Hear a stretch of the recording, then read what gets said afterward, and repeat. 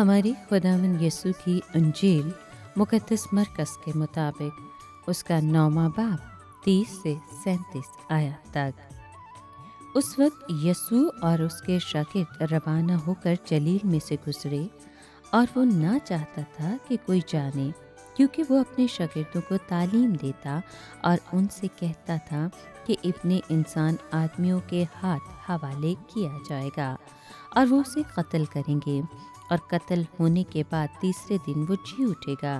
लेकिन वो इस बात को ना समझते थे, तो भी पूछने की जुर्रत ना करते थे। फिर वो कुफरनहूम में आए और जब वो घर में था तो उसने उनसे पूछा, तुम राह में आपस में क्या बहस करते थे? मगर वो चुप रहे, क्योंकि उन्होंने राह में एक दूसरे से ये बहस की थी कि बड़ा कौन है। और उसने बैठकर उन 12 को बुलाया और उनसे कहा, अगर कोई अव्वल होना चाहे तो वो सब में आखिर हो और सबका खातिम बने।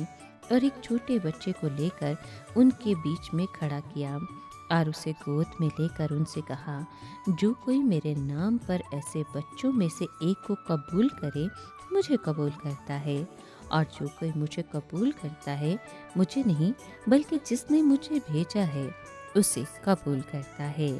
पाकलाम के पढ़े और सुने जाने पर खुदावंद की बरकत हो, खुदा का शुक्र हो। अजीज दोस्तों, जब वो कुफरनहूम में उस घर में आए जहां उन्हें क़याम करना था, तो यीशु ने उनसे पूछा कि वो राह में क्या बहस कर रहे थे।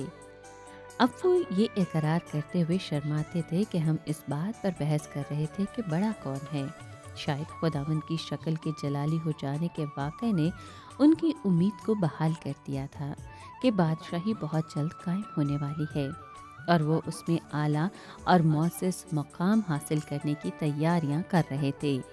कितने दुख की बात है कि इधर तो यीशु उनको अपनी मौत के बारे में बता रहा है, उधर वो अपने आप को दूसरों से आला और बरतर करार दे रहे हैं।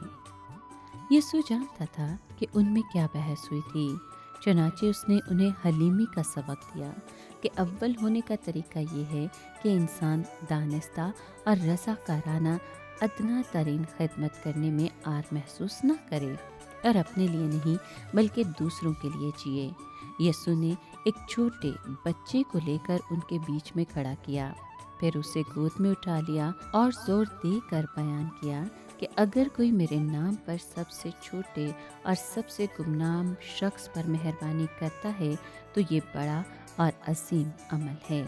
ये ऐसे ही है जैसे खुद खुदावंद के साथ, हाँ बल्कि खुदा बाप के साथ मेहरबानी की जाए।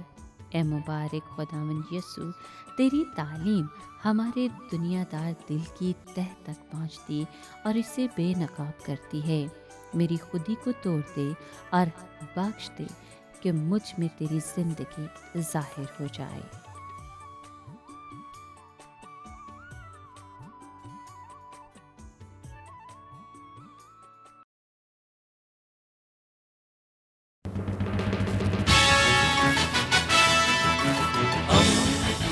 दोस्ती का पैगंबर, रेडियो वेरितास एशिया।